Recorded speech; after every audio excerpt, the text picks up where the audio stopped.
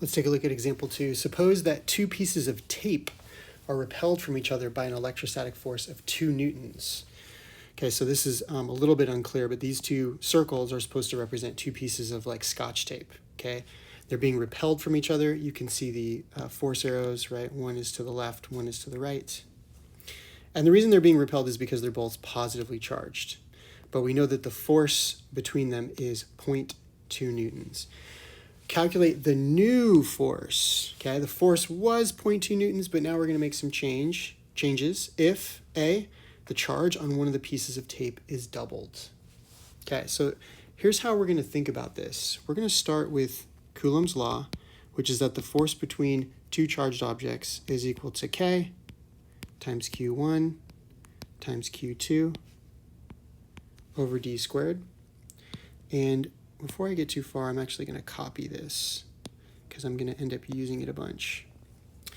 And this is how this is going to work, okay? If we double the charge on one of the pieces of tape, let's say we double the charge on this one, then in the equation, that means doubling this term, right? 2 times Q1. Well, if one side of the equation is doubled in the numerator, that means that the other side of the equation will also be doubled, right? Because of this equal sign, right? Whatever kind of change you make to one side, you'd have to make to the other in order for them to remain equal. And so what that's going to do is it's going to create twice as much force. Okay, so you're going to get 2 times the force, which means 2 times the 0.2 newtons that you started with. That's going to be a new force of 0.4 newtons. In other words, doubling the charge on one of the objects will double the force. All right, let's try another example. What if the charge on the first piece of tape is doubled, while the charge on the second piece of tape is tripled? Okay, one charge is doubled, the other charge is tripled. Well, let's go back to our original equation. We're now going to double the first charge, while the second charge is going to be tripled. Okay? Well, now on the right side, we have a 2 times 3. 2 times 3.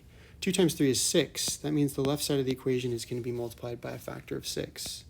So we're going to have 6 times the original force, which means 6 times the 0.2 newtons that we started with. The new force will be 1.2 newtons.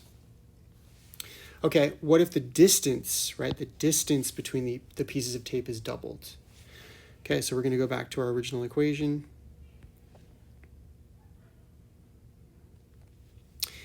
Now I'm going to double the distance down here, 2 times the distance. Well, that means I'm going to divide by 2, but check out the square, right? It's 2 squared. So I'm going to divide by 2 squared on the left-hand side. That means that I'm going to have the original force divided by 4. So I'm going to take that 0.2 newtons divided by 4, and I get a new force of 0.05 newtons. Okay, what if the distance between the pieces of tape is reduced by half? Right, they're brought closer to each other. Well, same kind of thinking. Start with my original equation, but now I'm going to throw a 1/2 in front of that. Okay, that means I'm going to divide the original force by 1/2 squared. So that'll take my original force. Now, 1/2 squared is 1/4. So that will be in the denominator. But that means I'm like dividing by 1/4 is the same as multiplying by 4, right? But you can still stick with the math this way, putting your 1/4 in the bottom.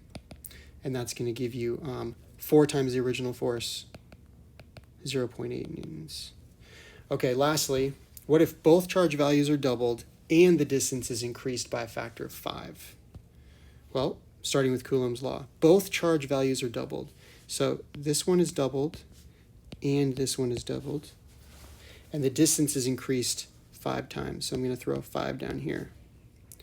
Well, this means the numerator is going to be 2 times 2 greater. So that'll be a factor of 4 in the top. The denominator is 5 squared divided by 25. So this means I will get 4 times the original force, but then divided by 25. 4/25 the original force. So here we go. 4/25 times the original force of 0.2 newtons gives me a new force of 0.032 newtons. So this is how to do this sort of proportional reasoning.